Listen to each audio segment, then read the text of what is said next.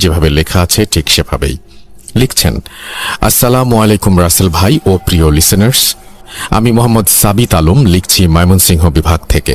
আজ আমি আপনাদের সামনে এমন একটি ঘটনা শেয়ার করতে যাচ্ছি যা আমার পরিচিত এক বড় ভাইয়ের নিজের চোখে দেখা একটি জিন ছাড়ানোর ঘটনা।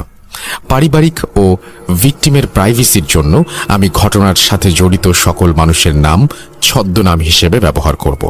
ঘটনাটি নাহিন ভাই আমাকে যেভাবে বলেছেন আমি ঠিক সেভাবেই বলছি। আর আমি তখন অনার্স ফাইনাল বর্ষে পড়াশোনা করতাম।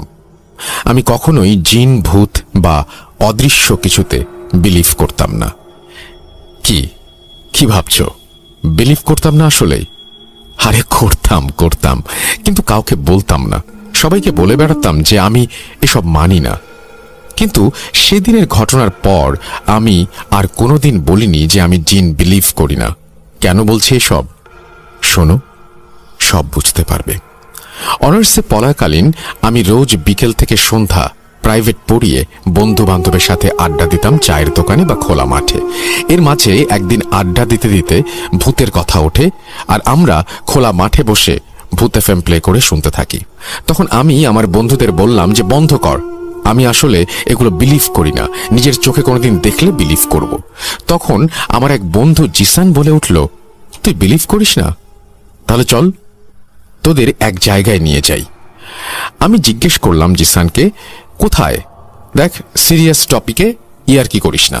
তখন সে আমাদের বলল সে একজন হুজুরের সন্ধান জানে যে হুজুর জিন ছাড়ানোর কাজ করে থাকেন, আর উনি পেশায় একজন মুয়াজ্জিন। আমি ওর কথাটা শুনে মনে মনে ভাবছিলাম যে একবার গিয়ে আসলেই দেখা উচিত, কারণ অজানা কিছু জানার ইচ্ছা মানুষের সব সময় থাকে। সেদিন রাত 8:30-এ টিউশন ছিল, কিন্তু হুজুরের কাছে যাব বলে আমি টিউশনে ফোন করে আজ আসবো না জানিয়ে জিসানকে আমাদের সাথে সেখানে নিয়ে যেতে বলি। এরপর সবাই মিলে প্রায় 30 মিনিট পর হুজুরের বাসার সামনে গিয়ে হাজির হই। হুজুরের নাম ছিল আব্দুল করিম। ওনার বাসার সামনে গিয়ে আমার আসলে কেন যেন একটু ভয় করছিল। দরজায় কে কড়া নাড়বে এসব তুচ্ছ বিষয়ে কথা কাটাকাটির পর আমার আরেক বন্ধু নিলয় দরজায় কড়া নাড়ল। দরজায় কড়া নাড়ার শব্দ শুনে একজন 15-16 বছর বয়সী ছেলে বেরিয়ে এসে আমাদের সালাম দিলেন আর পরিচয় জানতে চাইলেন। আমরা হুজুরের খোঁজ করছি শুনে উনি জানালেন যে উনি আব্দুল করিম হুজুরের ছেলে।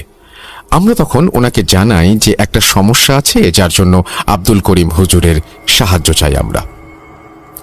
আমি এখানে একটু বলে রাখতে চাই যে এই কথা বলার কারণ হচ্ছে যে আমরা